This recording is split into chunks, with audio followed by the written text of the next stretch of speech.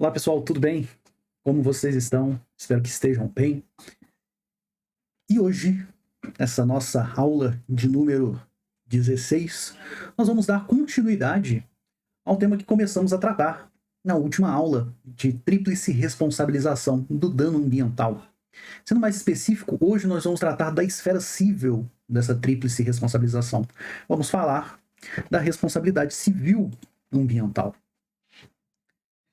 Bom, quando falamos em responsabilidade civil ambiental, uma das primeiras coisas que a gente deve entender é a sua natureza. E nesse caso, a natureza da responsabilidade civil ambiental, ela é objetiva.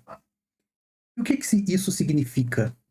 Isso significa que aqui nós não precisamos comprovar a culpa ou o dolo do agente poluidor no dano ambiental. Não há necessidade disso. Justamente porque essa responsabilidade ela se baseia na teoria do risco integral. E essa teoria ela é conceituada da seguinte forma. Se entende que quem exerce uma atividade econômica que potencialmente for poluidora para o meio ambiente, ela assume integralmente os riscos associados a essa atividade. Então, nós temos aqui até mesmo um paralelo com o que temos no direito do consumidor, com o que a gente chama de risco da atividade. Ocorre que, quando a gente chega aqui no âmbito ambiental, diferente do que a gente trata no direito do consumidor, nós não falamos nas excludentes da responsabilidade civil, justamente porque aqui não se aplica, novamente, em razão dessa teoria do risco integral, né? Porque esse poluidor, esse potencial poluidor, diante da sua atividade econômica, ou seja, ele gera lucro com ela, ele assume de forma integral os riscos que ela traz. E um desses riscos é que não se admite nenhuma das clássicas excludentes da responsabilidade civil. Quais sejam ato fortuito, força maior, fato de terceiro. Então, essas excludentes elas não se aplicam aqui na responsabilidade civil ambiental. E isso tudo já foi tratado pelo STJ, tá? E nós temos o seguinte entendimento. Deixa eu dar uma ampliada aqui para ver se fica melhor de visualizar a gente aqui. Vamos ver se... Eu acho que agora foi. Isso. Vamos lá, qual que é a posição do STJ referente a essa inaplicabilidade das excludentes da responsabilidade civil? Eu vou ler um pequeno trecho de uma das decisões do STJ sobre esse tema. Tá? A responsabilidade por dano ambiental é objetiva, informada pela teoria do risco integral, sendo o nexo de causalidade o fator aglutinante, de modo que aquele que explora a atividade econômica coloca-se na posição de garantidor da preservação ambiental. Por isso, descabe a invocação pelo responsável pelo dano ambiental de excludentes de responsabilidade civil e, portanto, irrelevante a discussão acerca da ausência de responsabilidade por culpa exclusiva de terceiro ou pela ausência de força maior. Então, traduzindo, pessoal, o STJ ele já pacificou o entendimento que, diante da teoria do risco integral da atividade, não há que se falar em invocação das excludentes de responsabilidade civil, justamente porque elas são irrelevantes. O agente, no momento que ele começou a praticar uma atividade econômica que potencialmente poluidora ao meio ambiente, ele já assumiu esse risco. Ele não pode se valer dessa torpeza de falar, ah não, foi fato de terceiro, ah não, foi força maior, já faz parte do risco que ele assumiu ao exercer essa atividade.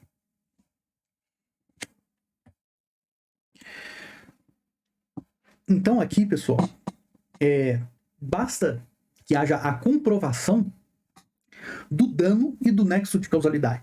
Já falamos isso, volto a repetir, para nós fixarmos esse entendimento. Tá? Porque, então, na responsabilização civil, não falamos em dolo ou em culpa, a gente somente tem que comprovar que o dano ambiental se deu em razão da atividade econômica praticada pelo potencial poluidor, por aquele até então poluidor. Tá certo? E continuando aqui, nós falamos também na aula passada sobre a não aplicabilidade do non bis in idem, ela se dava em razão de que cada esfera da tríplice responsabilização, ela protegia um bem jurídico tutelado diferente, ela tinha objetivos e princípios diferentes uma das outras, e por isso não se aplicava o non bis in idem, certo? Então, um desses bens jurídicos tutelados, no caso, na esfera civil, não é meramente um objeto isolado, tá? Mas sim um equilíbrio ecológico em sentido amplo, tá certo? Podemos entender também que se busca aqui proteger a natureza em seu status quo, no estado em que ela se encontra, no estado original em que ela se encontra. Então a prioridade aqui, quando nós falamos em reparação, é uma reparação integral. E justamente porque o que se quer é uma recomposição in natura do meio ambiente. A meta é fazer com que o meio ambiente retorne ao seu estado original antes do dano praticado. É o que a gente chama de status quo ante. E em razão disso, a indenização pecuniária, ela se torna uma atividade subsidiária, uma alternativa subsidiária.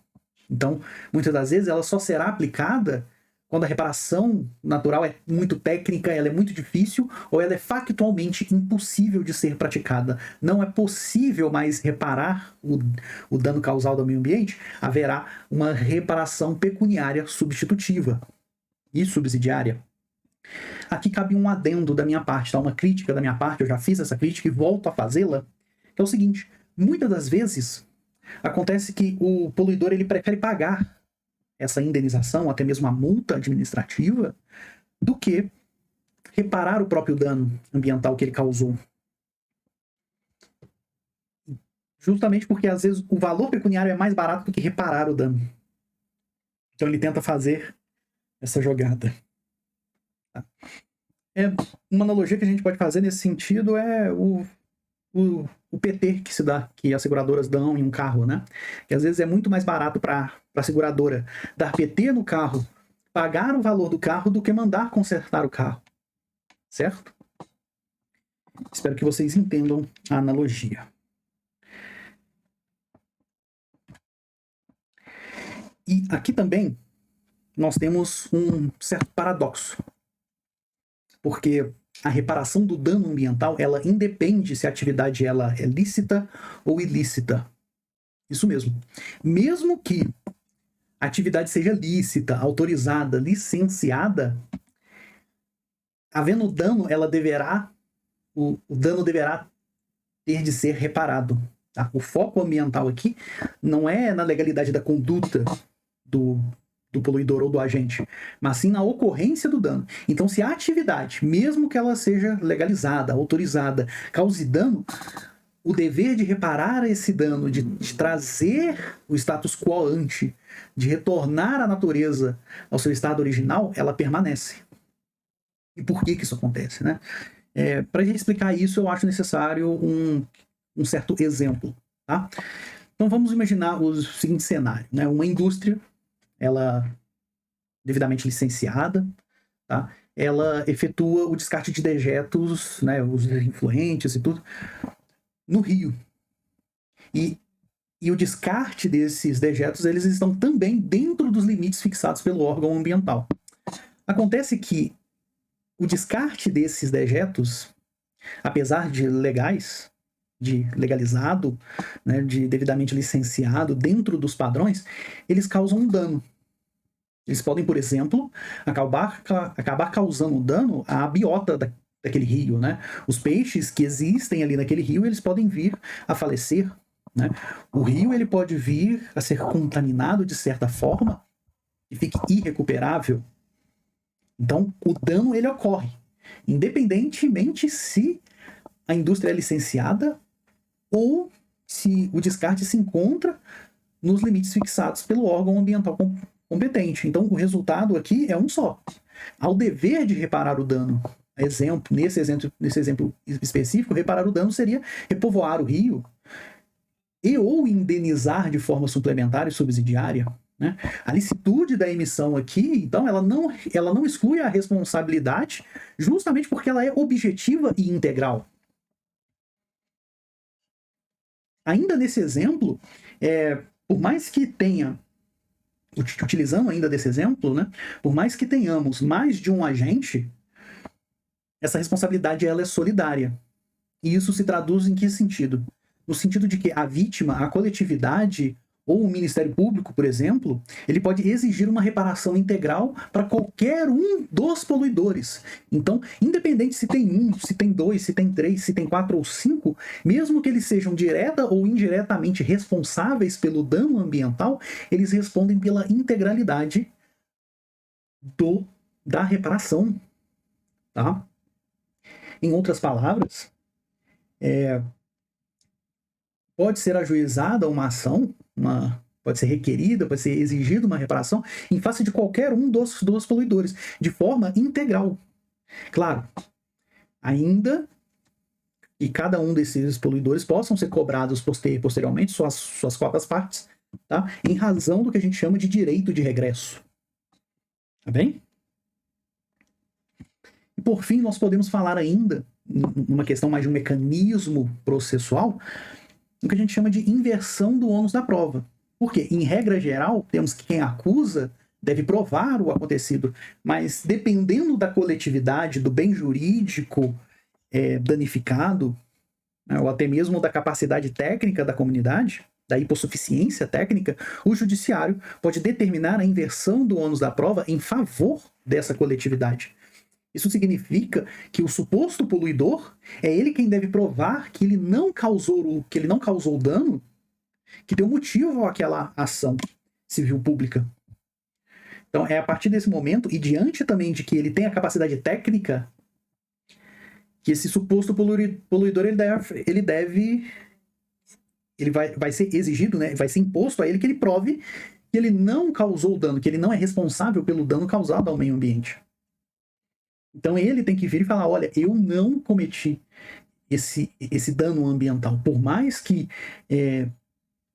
a minha atividade é licenciada, meu descarte está dentro dos padrões do órgão ambiental, e esse meu descarte ele não é capaz de causar o dano à biota como eles estão alegando.